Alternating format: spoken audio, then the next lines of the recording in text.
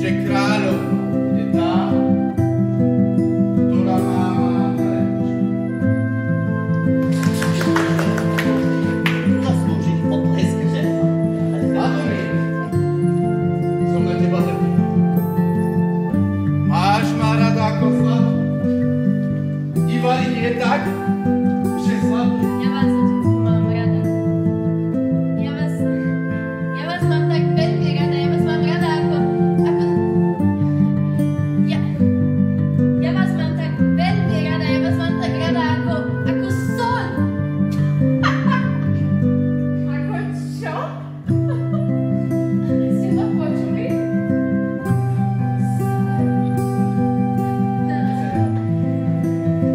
Soľ?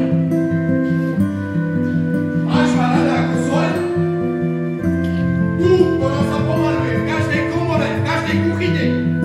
Tú, ktorú každý žobrák, beda a dorúbenie. Tú, ktorú je všade moc. Takže ty ma máš rada raz. Bude soľ vzácnejšia ako zlato. Potom sa vráť a stane sa kráľom. A teraz zmizni mi z očí. Ako opovrhuje pravou láskou, nevie rozoznať pravú hodnotu darov Matky Zeme. A preto preklínam celé jeho kráľovstvo. Nech ich postihne taký trest, aký si zaslúžia. A tento trest pominie len vtedy, keď sa jeho šediny sklonia nad pokorou a pravou láskou. Drž sa na tvojej ceste. Nech ti Pán Boh pomáha.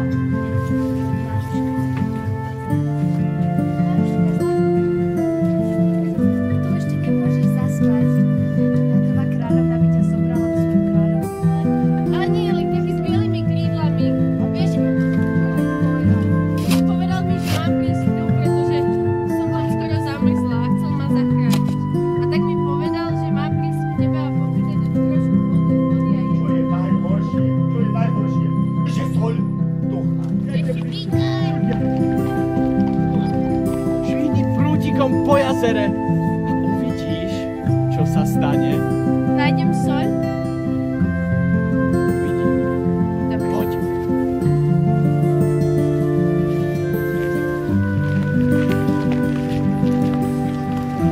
Tak teda poď! Vstúp, dobrý človek! Vstúp! Mám liek a naozaj ho zachránim.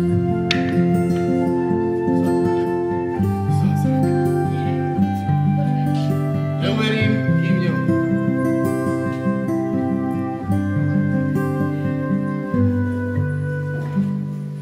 Či ma neklame? To je soľ.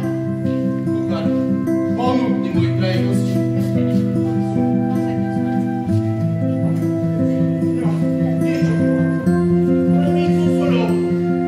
Sme zachránení.